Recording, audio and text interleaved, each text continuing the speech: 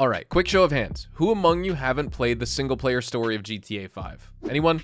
Okay, maybe a couple of you in the corner over there. Maybe over there. Well, I have good news for the uninitiated who have yet to experience the masterpiece that is the GTA 5 campaign, because today I've decided to create a beginner's guide that will walk you through the many quirks and features of the single player story as we accompany Franklin, Michael, and Trevor on their criminal journey. And if you're asking why a video like this is necessary nearly 12 years after GTA 5's launch, I'd like to let you know that there is still a significant portion of the GTA 5 player base that hasn't played through the single player story, and with the game still selling millions of copies every single financial quarter for Take-Two, that's a lot of new players. There also may be some guys who purchased the standalone online version of the game and now they're wondering why they can't make any money in the single player. And I'll admit, there are far fewer ways of making money in the single player story, which is why you have to be extremely careful with the tasks that you choose to complete. But things are also way cheaper here since the world of GTA 5 single player has been stuck in 2013, so inflation has yet to hit this version of Los Santos.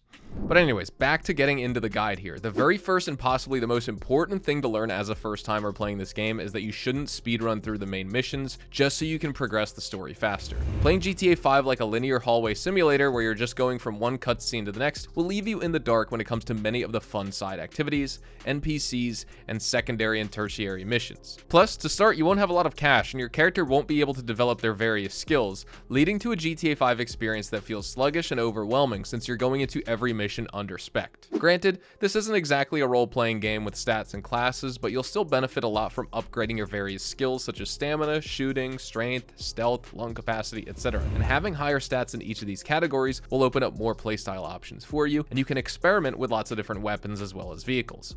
And speaking of skills here, don't forget that each of the three protagonists also has unique special abilities that can be activated by consuming the yellow special meter next to your armor bar. But you'll know when it's active because the screen turns yellow and sound effects get distorted to indicate that your character has activated their ability. Michael is the best marksman of the group, which means he has a slow motion ability, kind of like in Max Payne minus all the flying and dodging. You can easily chain headshots or shoot out tires by activating your bullet time on Michael, and it lasts up to 30 seconds at a time if your special is maxed out. Trevor's special ability turns him into a raging tank, severely decreasing incoming damage while simultaneously increasing all damage that you do to NPCs. This ability is perfect for getting up and close with a shotgun or melee weapon, and ultimately it turns you into the perfect crowd control machine. And the best part here is that you can even survive lethal instances of damage like explosions, train collisions, and other heavy collisions as long as Trevor's special is active. And then finally there's Franklin, and his special ability is a lot more situational because it only works if he's inside of a vehicle. Franklin is a driving god in this game, which means he can take any corner at max speed with his special ability, and he can also weave through the thickest traffic while his driving focus skill is active. And what a lot of you may not know is that driving focus doesn't just apply to driving, because Franklin can also use his slow-mo effect to land perfect shots on enemies while doing drive-bys, and it even works in weaponized vehicles like tanks. Now that you know how useful these abilities can be, let's talk about how you can max them out. Because increasing the special meter is kind of like increasing your Deadeye meter in Red Dead Redemption 2. You have to do certain activities that are specific to each character. So for example, Franklin's special is boosted whenever you drive on the wrong side of the road. Near misses also add to your special, and you get a continuous bonus if you drift around corners or hit at least 90% of your vehicle's top speed. With Trevor, you can strengthen your special ability simply by doing things that make him angry, which is pretty much everything in the game. Got run over by a car? Don't worry, it'll fill up your meter. Bumped into a pedestrian?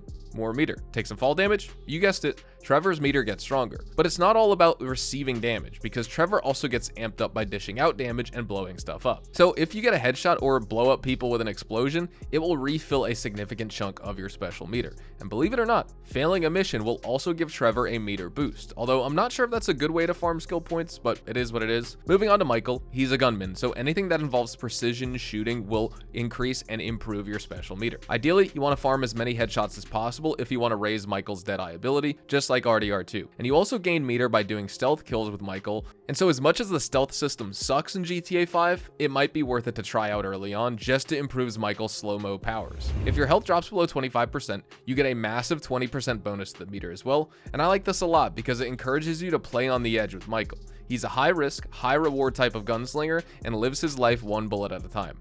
Next, let's talk about character switching. GTA 5 is the first game in the series to introduce you to a multi-protagonist system, and the cool thing about this is that once you unlock all three of them, you can freely switch between their perspectives at any time. Franklin, Michael, and Trevor all have unique properties and stranger missions that can only be done if you have the correct character selected. This adds a ton of mission variety, as well as subplots and unique dialogue choices that you can miss out on if you just stick with your favorite character. So switch around between all three of them and experience everything the game has to offer.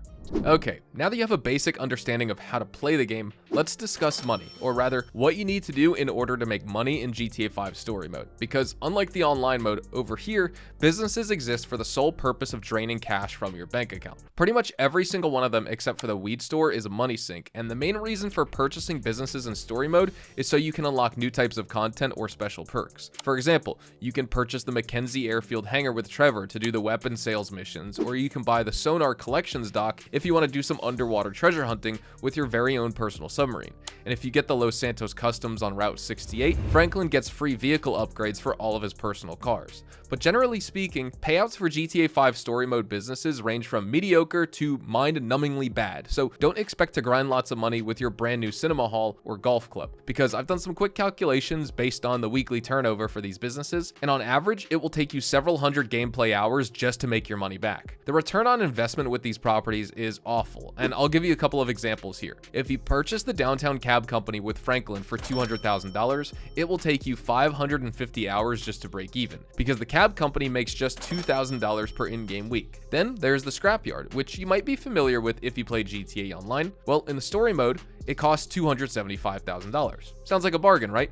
But here's the problem. You only get $150 for every car that you bring to the scrapyard, and your weekly income is capped at $5,000, no matter how many vehicles you bring in. Ouch. So if you want to make some serious money in the GTA 5 single player, learn to play with stocks, because the Liberty City National Exchange and Bossack Exchange are your two best friends here. You're also going to need some seed funds to get your stock market journey going, so wait until the end game, because you can use the money that you get from the big heist to become filthy rich. So here's how you do it. Lester has this series of jobs called assassinations, and there are 5 in total. One of these must be done early on before the big heist to progress the story, but hold off on the other 4. Don't touch them until you've completed the final mission, which should net you about $25 to $27 million on average. The more you get with this final mission, the easier it will be for you to hit that $2.1 billion cap on your money. Now, once you have the money from the final heist, which tops out at $41 million, if you do everything perfectly, you can then reinvest all of it into the stock market on all 3 of your characters. But we aren't about to actually invest this cash on some random company. We're going to fix the market by assassinating VIP targets. These targets are provided to you by Lester, and they include big shots such as CEOs, suppliers, investors, etc., whose deaths will have a massive impact on the stock prices for these certain companies. Once the stock price tanks for a company, you bet all your money into that stock and wait a few days. Then you sell it all back for a profit of anywhere from 50 to 200% on your initial investment. I love to give details on every single stock purchase and how to shape your GTA 5 portfolio to make billions of dollars, but it's a very lengthy and tedious process, and it would make this video an hour long. So let me know in the comments if you want to see a dedicated video on how to manipulate the stock market in GTA 5 story mode, because there's quite a lot of nuance to that whole system, and people are still figuring out new things to this day, over 10 years after the game's release. Since the stock market only comes into play during the late game, you need some way to make cash early on, and this can be done in the form of heists. GTA 5 is a heist-centric game, and you can definitely tell that it was inspired by classic crime movies such as Heat and Scarface. Not only because of Easter eggs and references, but because some missions are ripped straight out of those movies. Take Blitzplay, for example, the mission in which you rob an armored truck full of illegal drug money. It's a one-to-one recreation of the opening scene from Heat, and it's also one of the many heists in GTA 5 story mode, although you don't get paid for this one because it's a quote-unquote favor for your FIB handlers. However, you do get paid for the jewelry store robbery, the Paleto Bay heist, and the Big Score, which is the final heist of the game. So play through the story missions, do those heists, and make sure you select a few decent crew members, because if you cheap out on your recruitments, you have a much higher chance of botching the job and losing money. You can find plenty of guides on the best crew members for each job, so try to find a composition that gives you the maximum share of money without compromising mission integrity. Now let's talk about weapons. GTA 5 story mode has many of the same guns that you can find in the online version of the game, like the special carbine, heavy sniper, homing launcher, minigun, railgun, etc. But you don't need to waste money on every single one of these early on. All you need is an assault shotgun, some kind of carbine rifle, a heavy sniper, and a heavy weapon of some sort, which can be a minigun, RPG, or grenade launcher. And if you don't have the cash to purchase these guns from Ammunition, you'll be glad to know that a lot of these weapons are just laying around the map waiting for you to come and collect them. For instance, you can find find the assault shotgun inside the altruist camp in Chiliad Mountain State Wilderness, and the minigun can be found for free inside Fort Zancudo on the top floor of the control tower. Even the railgun can be found if you search underneath the wreckage of the cargo plane after the minor turbulence mission.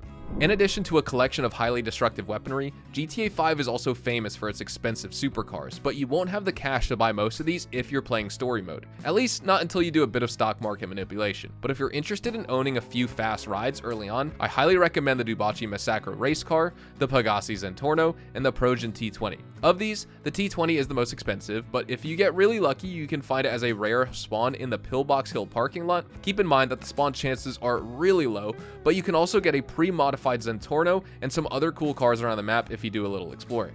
Oh, and don't forget the Duke of Death. It's the best armored car in the entire game, which you can find for free in Sandy Shores after completing the Pulling Favors mission as Franklin.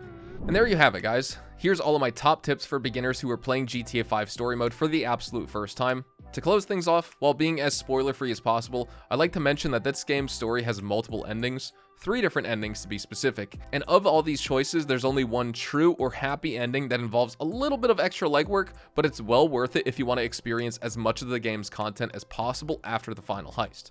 But that does it for this video. Let me know how many of you haven't played the story mode in the comment section below, and whether you're still interested in trying it out 12 years later. For many die-hard fans, this video is pointless, but for many of the people who are just joining the ranks after this long, hopefully you found it helpful. And with that being said, thank you guys so much for watching. Drop a like if you guys enjoyed today's video, subscribe to the channel if you guys are new. Make sure to check out my GTA 5 as well as GTA Online live streams on twitch.tv/hazardoushdtv. Also, don't forget to check me out over on Twitter and Instagram as well at hazardoushdtv. I've got tons of GTA 5 and GTA Online content coming up for you guys in the future. So as always, thank you so much for watching, and I'll see you guys in the next one. Adios, amigos.